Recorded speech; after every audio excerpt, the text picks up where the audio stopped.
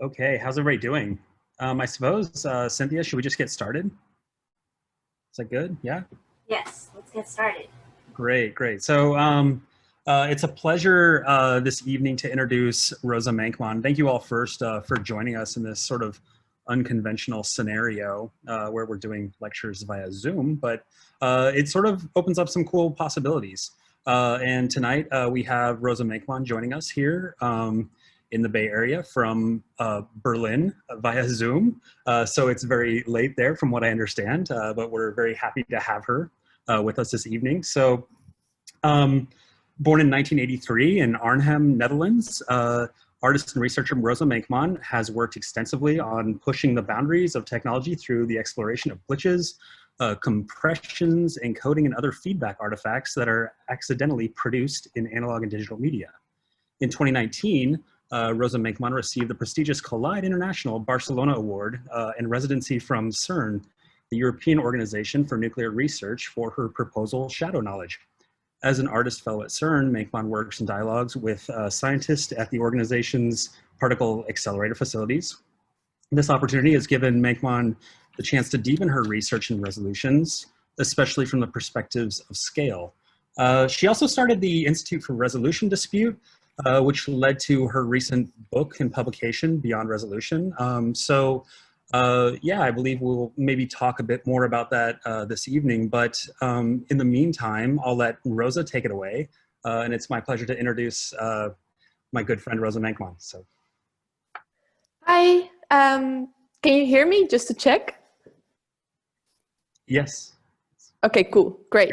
Thank you, Andrew, for that introduction, and thank you, Cynthia, for setting this up, and Elena, and also Rhonda for being here, and Don for the music, and for everybody coming out into the internet. Yeah, it's 2 a.m., that's right, and that's like my excuse for being maybe a little tired today.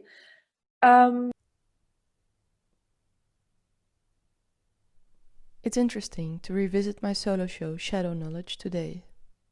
I set up the show in March 2020, right before the COVID-19 pandemic reached the West, and California and Europe went into lockdown.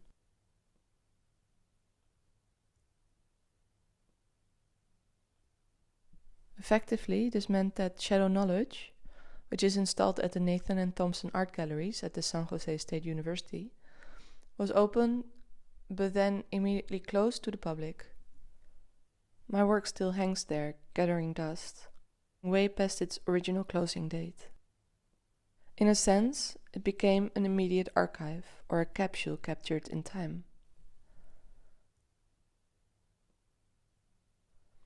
I think it's very timely to talk about archives and time capsules right now. During the COVID pandemic, it seems like time has found a new form of elasticity. I find that I spend most of my time just pondering the past or thinking about the future. I don't make a lot of new experiences or work, but rather resign myself to maintenance and archival work. It was therefore a really strange experience when I'd worked for months to open a solo show, and then, right before people could actually spend time with it, to have it closed. I started to think on how to release some of these works online, how to kind of take these works out of quarantine. Some of the works developed by other shows, such as Picnic pour les Inconnus, which was incorporated in Centrum for Net Art in Berlin. Whiteout was shown in Constant Dullard's exhibition at Upstream Gallery, and QueerTech.io in Melbourne even included a whole walkthrough of Shadow Knowledge and its developments in Mozilla Hubs for the Photo Biennale in Melbourne, for which basically all the works were transformed and edited somehow. Which made me wonder what it means when a solo show immediately becomes an archive when the work inside of it is still alive. A thought quite similar to my thinking about a vernacular file formats. Shadow Knowledge actually quotes vernacular file formats twice. And this is also why I'm starting this particular video essay with an introduction about Shadow Knowledge. but actually we'll go on talking more about the vernacular of file formats.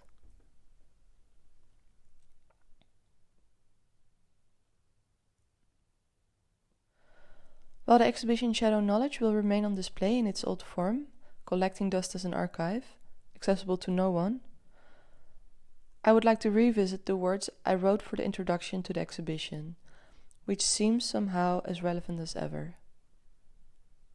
So here we go. It's often said that all we have is the past to train with. And I believe there's truth to that. But some importance also lies in our contemporary state. To engage with contemporary digital culture means to be able to formulate a sharp and critical point of view, which involves analysis and active change through critical thought processes such as speculation. Uncovering and studying these spaces of speculation is of vital importance.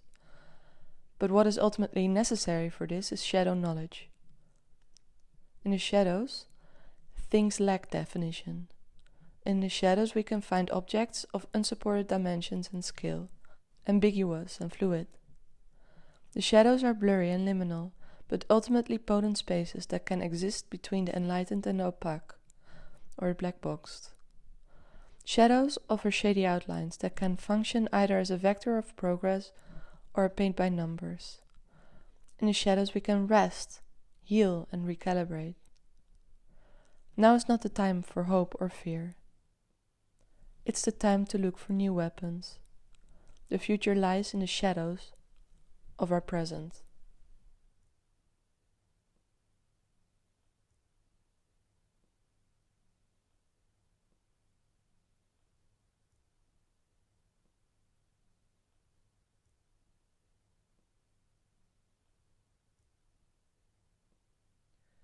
During the winter of 2016, a joint acquisition between MOTI, which used to be the Museum of the Image in Breda, and the Stedelijk Museum Amsterdam involved the purchase of a vernacular of file formats, which is a work of digital art from 2010. In a vernacular, also dubbed A Guide to Databand Compression Design, I explored the syntaxes of different digital image compression algorithms.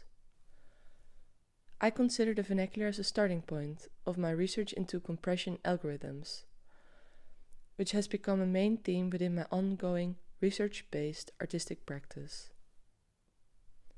I often presented my findings of this exploration as a rendered iteration presented in print, but in essence, a vernacular of file formats was never a static work. Rather, it was an ever-evolving catalog that illustrates the fact that every compression algorithm comes with its own bias, ingrained as a normally invisible, yet definitely not unimportant, organization of data that can be brought to the surface of the image through a disturbance of the data file, or in a colloquial term, by glitching the file.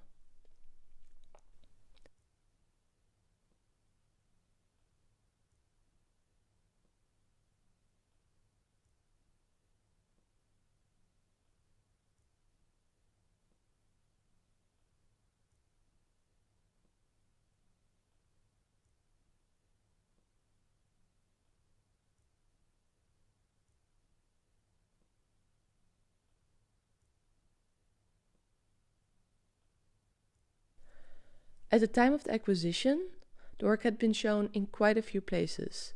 It had been shown in different iterations and forms, and particular renders had made their way into a variety of covers and other types of paraphernalia. And to my excitement, the 2016 acquisition would celebrate this.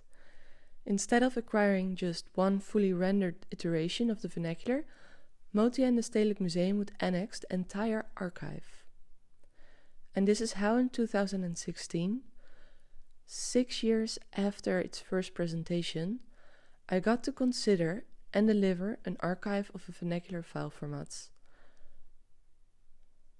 A main consideration became that the role of the archive would be a collection of documents, saved in order to disclose and present the work in the near future. So the archive would have to involve residues of the work and of its creation, in combination and conversation with the final work, That is, if there was such a final work. And this is exactly where I ran into two main problems. The vernacular is unstable by the very definition of its materiality. The original files were digitally broken or glitched image files. So practically this means that the archive would consist of a collection of unstable files, while the image data remains the same. While the image data remains the same, its reading and thus its looks depend on the software and the operating system, which change over time. Thus, the context in which the broken file is rendered, changes over time, which in a worst-case scenario might result in one time an image looking like a particular form, and the next time you open it, it becoming a syntax error. And this is why the vernacular could not just consist of images, but would rather include the documentation of the action of rendering the image data in a computational environment. I recognized a second problem in the fact that since its first publication, a vernacular file format had evolved and even mutated, and a few of the stabilized images had grown a life of their own, as I found unsolicited copies in some of the most unexpected forms and places.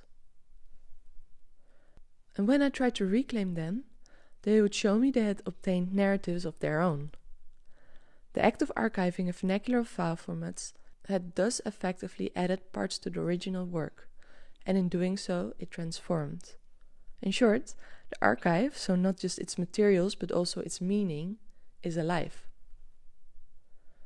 The archive I finally delivered consisted of 6 components: the source video and the frames, a catalog of unstable glitched files, Monglot, which is a custom software used to glitch the image files, the PDF through which a vernacular was first released in a stable version, the stable printed iterations, and finally, the documentation of the prints and exhibitions. I delivered the archive as a 16 GB digital file and handed it over as both a .zip file and an uncompressed library. Then, earlier this year, I got the exciting news that the Stedelijk Museum Base exhibition will dedicate one of its walls to the vernacular file formats.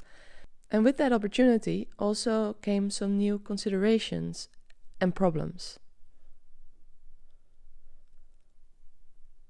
What can I do with the backstories that I've never disclosed, but I feel now, a decade later, have come of importance?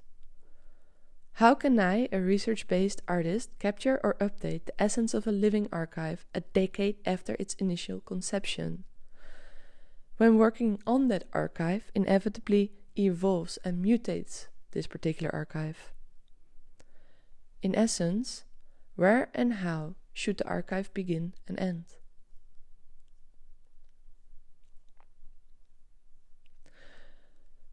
Reflections and recollections on a vernacular file formats, the living archive, source footage. A frame of a video is part of a sequence. It stretches to the past and into the future, establishing a certain context. In the case of a vernacular file format, the source footage is one frame showing the face of a woman.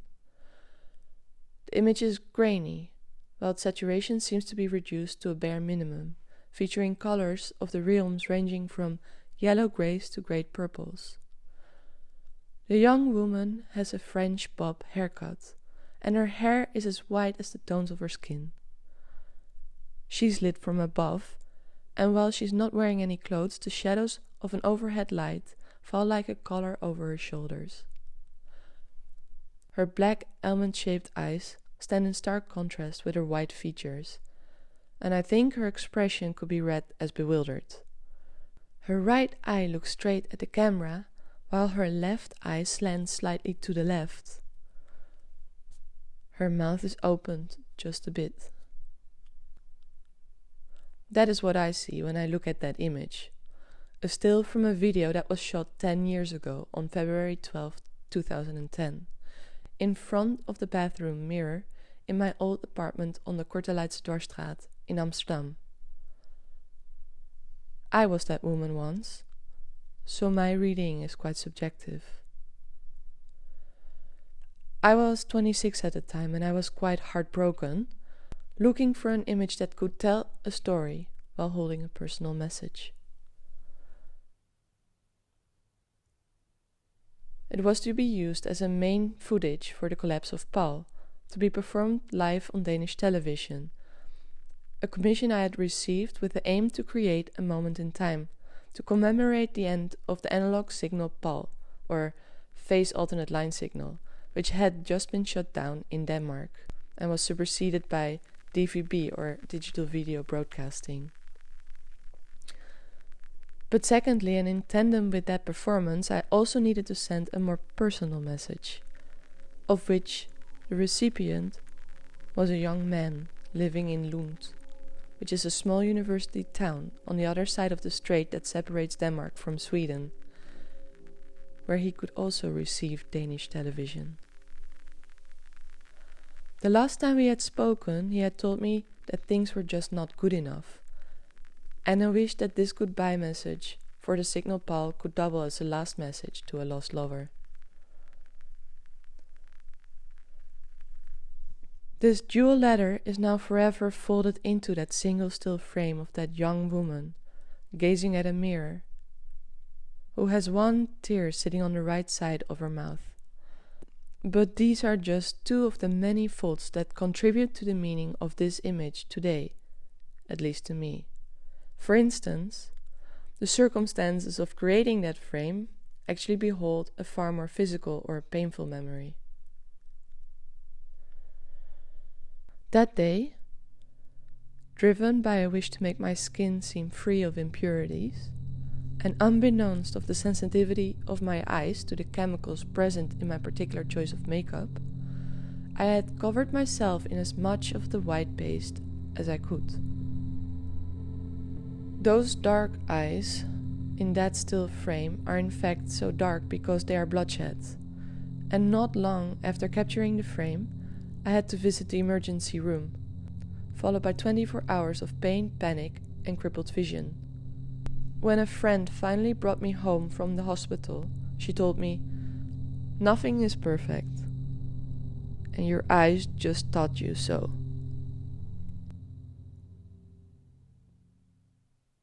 While working on the collapse of PAL, I started considering digital file formats and their intrinsic particularities. I understood that the choice of an image compression depends on its foreseen mode and place of usage.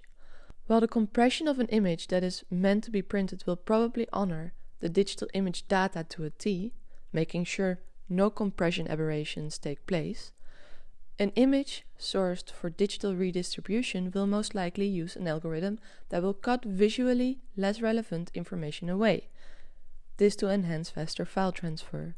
So in short, every image compression renders the image data following a particular bias, benefiting its intended usage, while possibly rendering the file imperfect for other modes of usage. With that understanding in mind, I created a vernacular of file formats, a guide to databand compression design, and in the vernacular, I compressed one frame via different compression languages, subsequently implementing a same or similar error into each file, to let the otherwise invisible compression languages present themselves on the surface of the image. A rheology of data, or unresolved. In 2011, I first saw Bflix's digital work Between Yes and No, a simple work that just consists of a line of data printed or painted on a long, thin strip of canvas. According to Bflix, the work represents a one-dimensional data stream in which any synchronization cues between the data and the two-dimensional rendering service are absent. Thus, any one chosen two-dimensional rendering of the data, which can be done by wrapping the strip of canvas around a piece of hardware, is just one of the many possible resolutions, creating a custom two-dimensional image plane.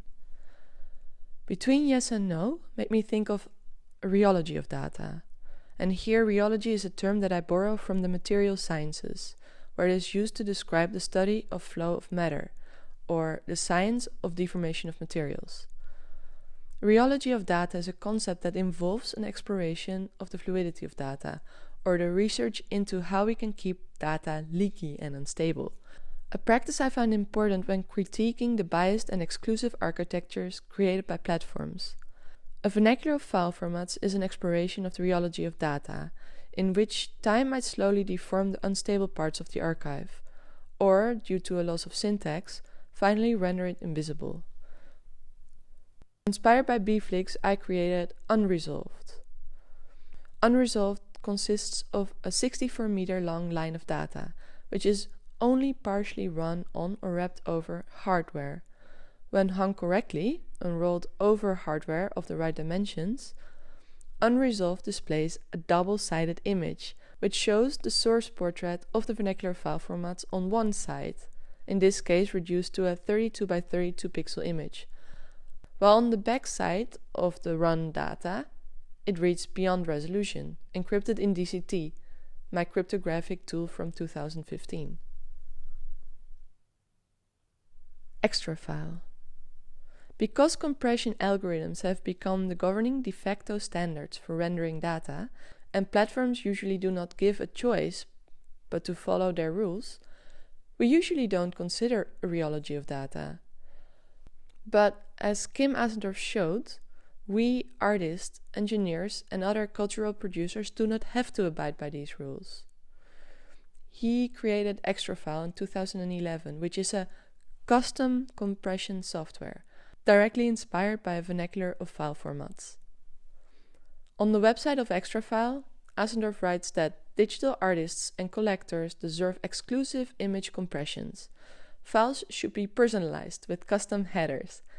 An Extrafile is a software in which the bits that make up the image can be placed in any way the artist wants. So in a sense, it offers the possibility to especially design image file formats and to elevate them to a form of art, far away from mainstream or commercial standards.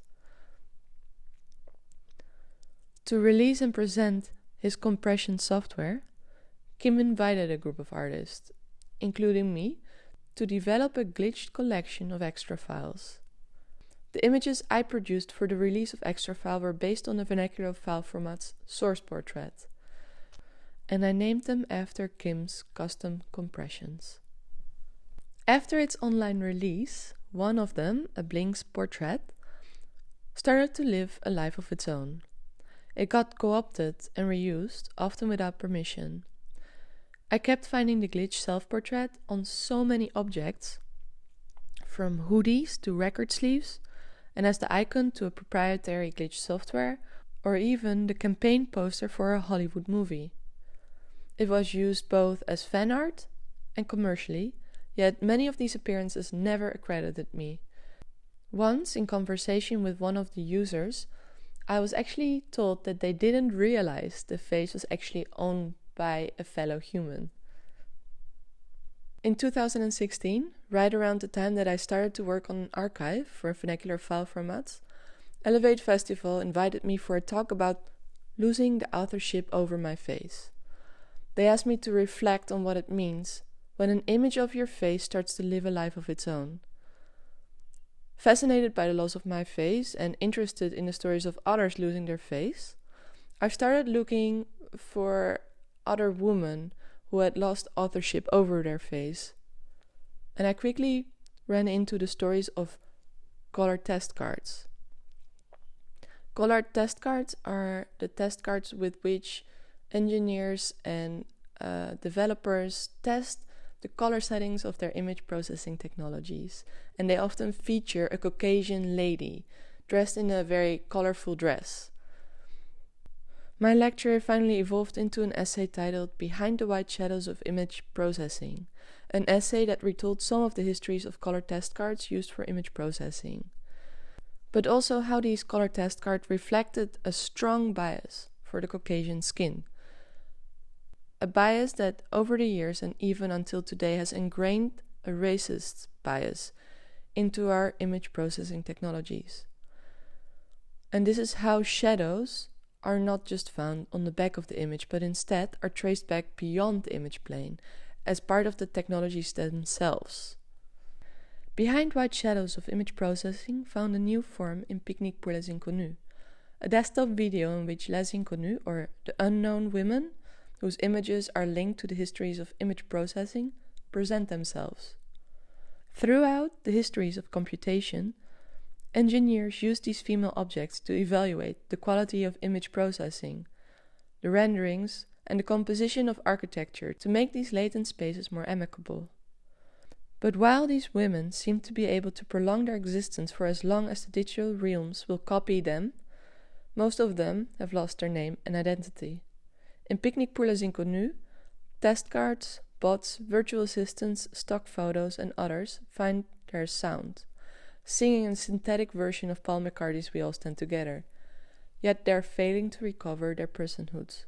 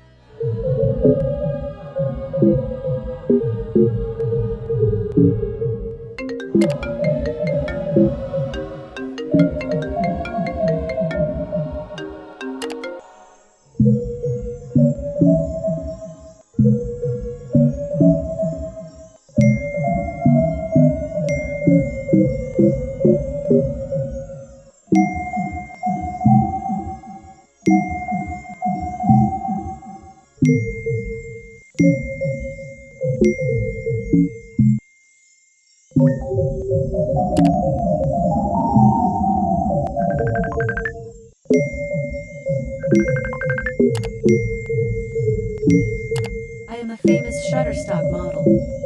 For a long time I tried to stay anonymous. I kept my name out of the media, but since an interview I did some years ago I am now known as Ariana. Either way, I still choose to be a ghost. Yet, me too. I see problems. Not only is the face personal, one standard does not fit all. Don't let syntaxes of the past control our futures. Today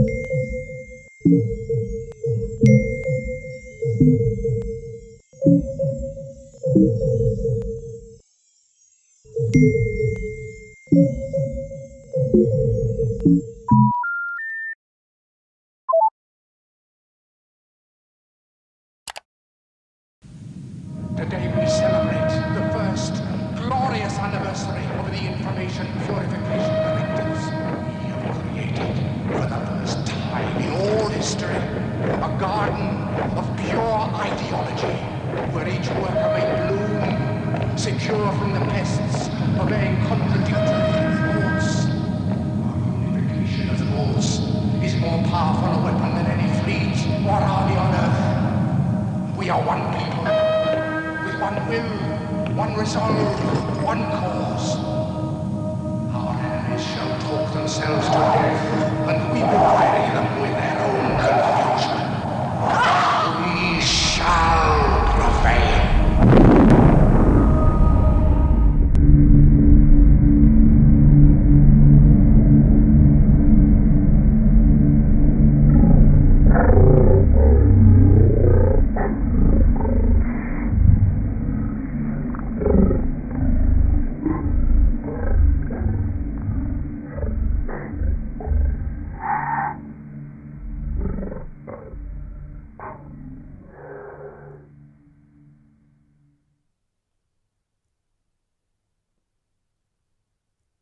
Since the conception of a vernacular of file formats a decade ago, I learned that while digital photography seems to reduce the effort of taking an image of the face, such as a selfie or a portrait, to a straightforward act of clicking, these photos, stored and created inside imaging technologies, do not just take or save an image of the face.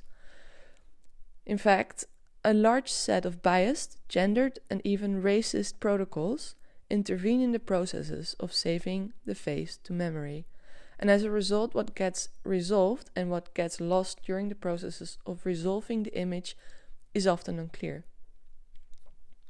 To uncover and get a better insight into the processes behind the biased protocols that make up these standard settings, we need to come back to asking certain questions. Who gets to decide the hegemonic conventions that resolve the image? And why and how do these standards come into being? In May 2018, I lent the 2011 Blinks image to Vogue, the US fashion magazine, which I took as the opportunity to reclaim the image in the only way I could imagine possible, by renaming the portrait formerly known as Blinks, from vernacular file formats, to a ghost for decalibration. With this small and probably most invisible gesture, I wish to take a stand against the discourse of color test cards and the loss of the face, to promote the consideration and creation of alternative resolutions. But the gesture of renaming an already existing image felt like it was just not enough. I feel a need for a more systemic decalibration of our images, and this is why in 2020 I created 365 Perfect Decalibration. For 365 Perfect Decalibration, I used a mobile imaging software called 365 Perfect. The software tagline says that 365 Perfect is the best free virtual makeup app, period. It's like having a glam squad in your pocket. The mobile photo app offers virtual photo makeup, which involves filters such as delete blemishes or brighten and soften skin, and can deepen the smile or add virtual lipstick or lip tattoos. It can enlarge the eyes, make the face slimmer. It can lift your cheeks or enhance your nose, resize your lips. Basically, it can change anything of your face. In 365 Perfect Decalibration, I use the app to make myself perfect. Not once, not twice, but in fact hundreds of times. And every time I use the app, I will get one shade brighter skin, slimmer cheeks, or bigger eyes. By resaving my newly beautified face every iteration, the artifacts of a recompressed JPEG and the absurdity of our beautifying standards are amplified incrementally. and by doing so, the work becomes an exploration of generation loss. I ask myself once more, who is responsible for the standard settings I use on a day-to-day basis? Who programs my perfections? Then, earlier this year, I got the exciting news that the Stedelijk Museum Base exhibition will dedicate one of its walls to the vernacular file formats. And with that opportunity also came some new considerations and maybe some new problems. What can I do with these backstories that I never disclosed, but that I feel now, a decade later, have become of more importance? How can I, a research-based artist, capture or update the essence of a living archive a decade after its first conception, when working on that archive inevitably evolves and mutates it one more time? In essence, where and how should the archive begin or end?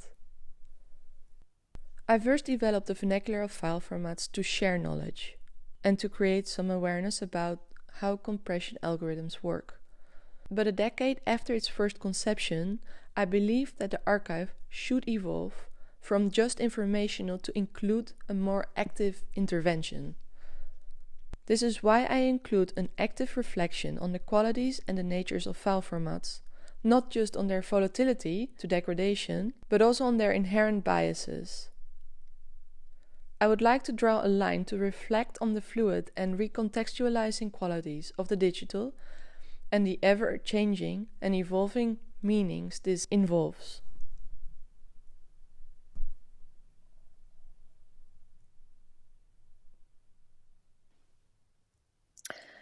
I want to leave it here, and I want to thank you all for listening to my presentation. And I think there would be time for questions if there are any questions. Yeah, thank you.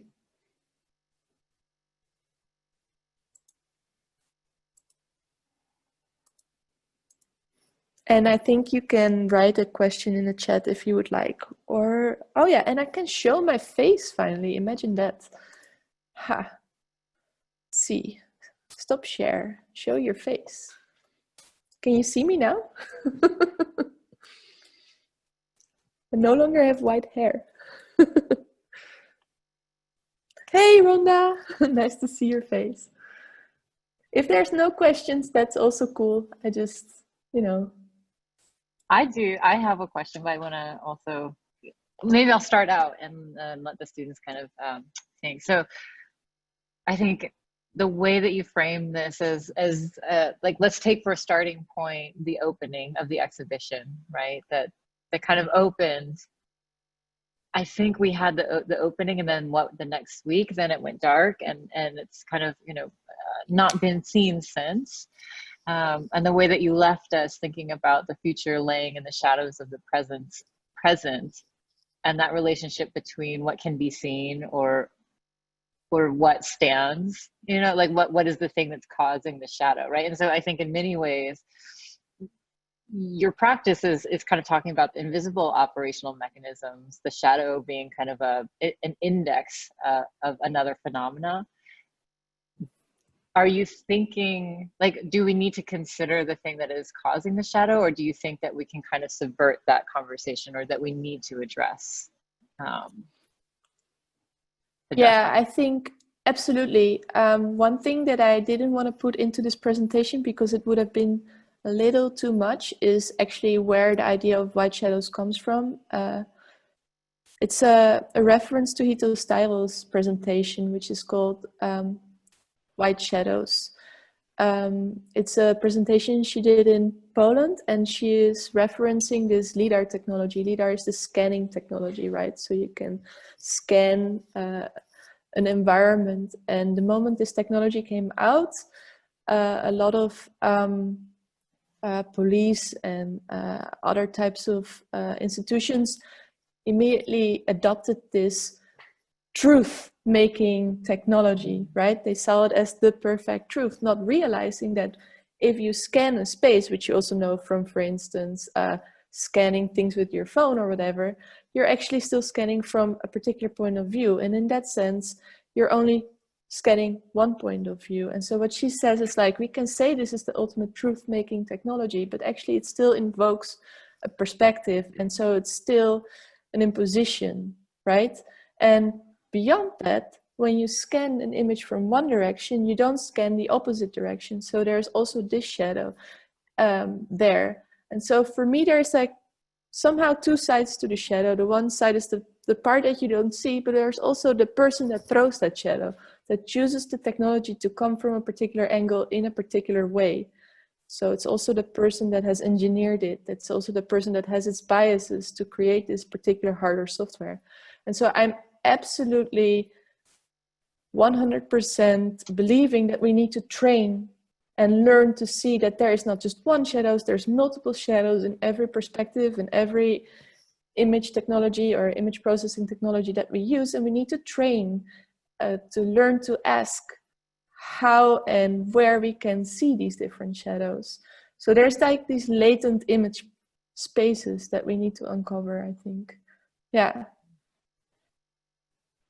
Does that answer your question, Rhonda? Yeah, I mean, so much, because of course, like I was thinking of the whatever is blocking the stream of information, but of course the source is such another important, especially in our particular moment, which is not just post-COVID, but also, and in particular, probably where you are too, this kind of post, not even post, but we are in the current moment of a resurgence and a reframing of social justice and racial justice in this country in particular.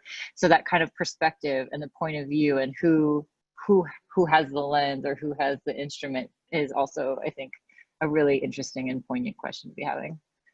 Yeah, and I like also how you understood that there's so many levels, also historical levels, and how I'm now just like making this weird wrap up. I've been thinking a lot about how COVID is actually such a weird time, in the sense that time seems elastic, sometimes it's retracting and sometimes it's moving really fast.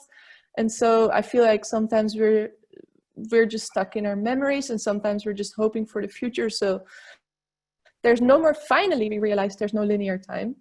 That time is, experiential time is just like something entirely altogether. And maybe, I hope that is actually a really great practice to kind of experience that, but we'll see. And on top of that, I saw Oh no, Rosa, you dropped out. There is a question that I will read out loud for everyone, from me, but not from me. I gave a link to this presentation to some of my students. Hopefully Rosa will come back to us, but I'll read the question and then maybe we can see where we are. From me, but not from me, appropriate. I wonder if you feel that by changing yourself with this application, I'm assuming Perfect 365, that it's no longer you. When do you decide this? And why have you made yourself more white each time? What are you saying by doing this? Oh, yeah, okay. I was reading my question, not my question. Some of the students have my login link, so they show up as me. I wonder if you feel that by changing yourself with this application that is no longer you, the Perfect 365, when do you decide this? And why have you made yourself more white each time? What are you saying by doing this? Or is it part of becoming a shadow ghost? Yeah, so I was in I don't know when I fell out of this conversation. Did you hear my reference to Walter Benjamin? I was trying to answer Ivan. Oh my God. Yeah, Ivan, I think that would be. I just fell away from the story. That's nice. So I was answering this question that Ivan asked in the chat, which I can then tie in with the other question that you were just reading out loud. Yeah. So this question that Ivan is asking, I guess it's not entirely clear what Ivan is asking to everyone. So Walter Benjamin is a writer, and he writes, I think it's like the 1940s. He writes about the angel of history, right? And that's like this invocation of this really ugly Paul Klee painting. It's like the most ugly painting that is the most serious in the histories of cultural studies. It's fascinating. He writes about this particular angel and how this angel is like only able to move backwards to the future. So it cannot see where it's going, but it can only see the past, and it sees the past and all the collapses, and it cannot fix the past. So it's this really sad image. And in The Collapse of Paul, I used this protagonist to tell the story of the end of the signal Paul, right? Paul being the signal, the analog television signal that in the USA is kind of the same as NTSC, right? Before digital video broadcasting, we used to watch analog things, whoa, with a cable. And you had NTSC, we in Europe had PAL, in France, and I think particular parts of Brazil and the African continent, they used SECAM. But there's just 3 different standards basically, and one of them is PAL. And yeah, I used that image of the angel because I also wanted to show how powerless I felt. But since that image has been kind of haunting me, that angel has been haunting me since I put it out in the world, I also started to just use her in different artworks, especially the Paul Klee version. So she's also in other works like This Siphoning. She just flies by sometimes. It's like a trope. It's like a little signature. So to come back to the question of your students, that was about, I wonder if you feel that by changing yourself in this application, that's no longer you. No, but the thing about that is that I felt already like, since, you know, I'm no longer 26, I'm actually 10 years older. And if I knew what I knew in that image, which I don't, I didn't, I would never have made that image. But I'm so happy I made it.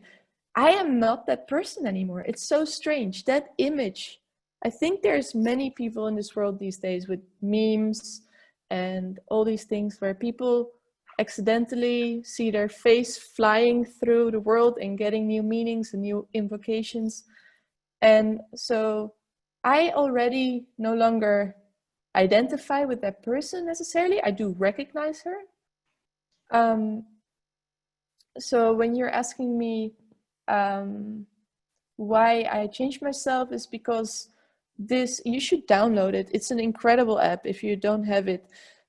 It's called 365 Perfect. It looks like this.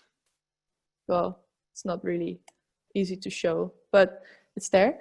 You can do so many weird stuff with your face, but that's an application that celebrates that. But actually many of the applications, such as Zoom, such as, I don't know, Instagram, they all have quite racist or biased filters. Some of them we can choose to apply, and some of them automatically applied. Even, and again, there's a Hito Style reference. She also wrote a chapter about that. Even the iPhone itself has some backend weirdness inside of there that I could probably not properly now quote, but I can try to look up the chapter if you're interested. So that's why I use that app like that. And so it's more like a reference to the ridiculousness of this, and by amplifying that, you get this generation loss, because every time you do the same thing and you save it again, it kind of makes it more extreme. So I'm criticizing it by over saturating it, which was also a theme in the Shadow Knowledge show. By sometimes you can only see things, you can only see shadows by oversaturating the shadows. And then the final part is, or is this a part of becoming a shadow ghost? Yeah, exactly. You got it. Yeah, thank you for those questions. Very, very thoughtful. Yeah, facial recognition softwares are being trained for white faces. And even with, like, you know, at the beginning when we had these like unlocking mechanisms for our iPhones or the Microsoft Kinect, they wouldn't work on other faces. Like the iPhone facial recognition would open for any Asian face, or at least for quite a group of Asian faces. Like the wife could open the phone of the husband. It was quite a big scandal.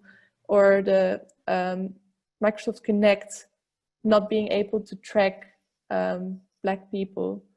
It's quite shocking. And I think it's really important that we hear about these things, but we need to keep being aware that there's actually a 100, almost a century long history for this in our image processing technologies. Like we're going back to the 1930s, 1940s for film, where this was already a problem. So it's just ongoing. It's nothing new, and it's horrific. So, yeah. Yeah, that space of algorithmic bias is pretty deep, you know, and it has a lot of different levels to it.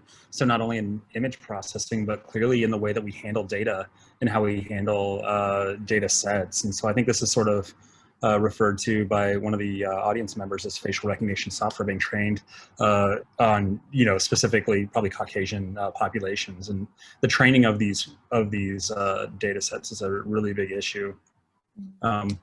And I think it kind of extends into hardware too. And so I guess that was, you know, throughout your talk, it sort of, you know, for me, I think of software a lot of times as a type of like a crystallization of a thought, you know, but then it has this need to be upheld consistently through electricity, right? So it's kind of like holding this this continual idea in electricity, if that makes sense. I don't know, that's kind of a weird abstract, you know, space I'm in these days. But I think that is also reflected into hardware as well, and how we design and build hardware. And so hardware does not need, you know, that constant electricity running through servers to maintain these data profiles. But I think in so many ways, shadow knowledge, you know, to me, like the entirety of your show is this extension and sort of exaggeration of data and data bending in really interesting ways.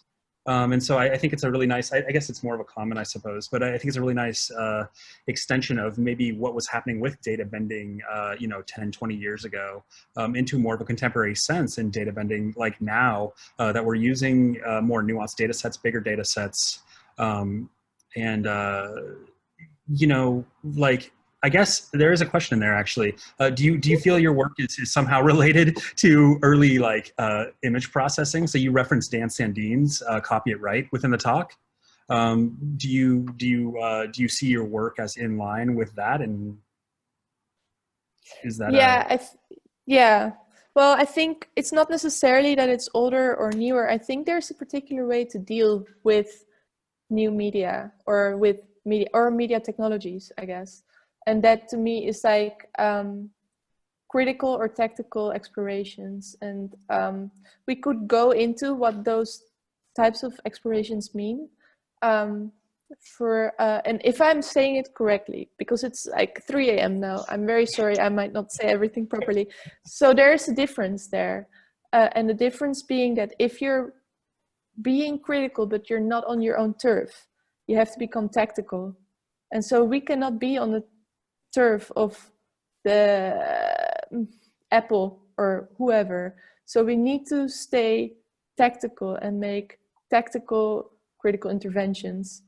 And so for me, I think that is a way of dealing with media technologies that is of all the ages. The term itself comes from the 90s, tactical media, which was something that was celebrated a lot on NetTime mailing lists. But I think it's still very relevant. And on the same line, I would say, if people are interested in this type of research, there's, of course,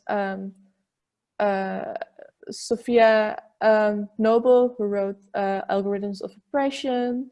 There is Zach Blass, who did research into queer technologies, but also a lot of biases.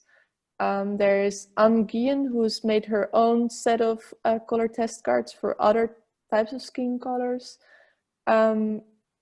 There are quite a few researchers that I'm also trying to link to on the website I guess.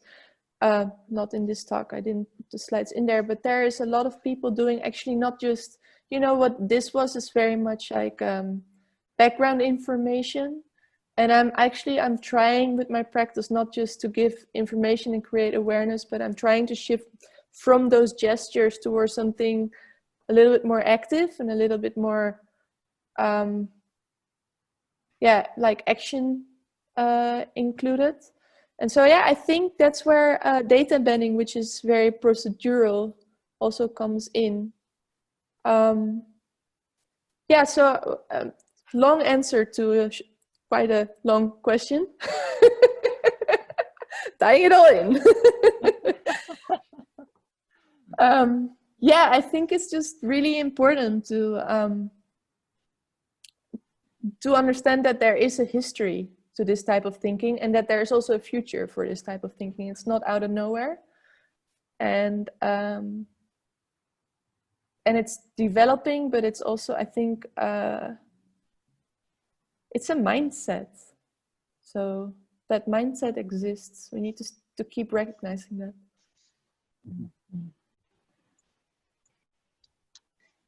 Yeah. How are you doing on time? Do we? Yeah. How are you doing? It's time to listen to Don. We should listen to some Donny tracks. Now, if there's any final thoughts or questions, otherwise we can listen to some Don XYZ sounds and have a little after party drink.